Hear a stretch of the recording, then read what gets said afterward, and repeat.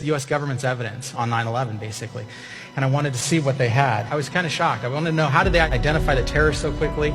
You know, how were they so sure? And so as I started looking, this is what I found. And this is the main evidence that they had. This was found after the plane crash. This was found the next day.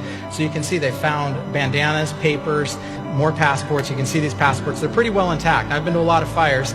And if out in a room that's not on fire, we'll find this kind of stuff. But the thing that stuck out to me, and someone else had pointed out, was, well, wait a second. Those passports, those IDs, they were inside either pockets or luggage or inside that plane. Then that plane hit those towers or went into the field or went into the Pentagon, and then they blew up. There were big fireballs we all saw. And then they were found actually on top of the pile. So that stuff started not adding up for me. I was like, well, wait a second. How'd they find it the next day? It should have been either on the ground or burned up or buried in the rubble. That led to Colonel Nelson. Once I started looking into this, I read his article, and he's a 34-year Air Force crash investigator, and he'd written a pretty amazing article, and he talks about his own experience into 9/11. And once I spoke with him, I asked him, I said, when did you first notice something was wrong? He said, for me, it was the first day. And I said, really? And he said, yeah. And I said, well, what stuck out to you? He said, well, I've been to a lot of crash sites. I know how they work. And he said, it was the Pentagon.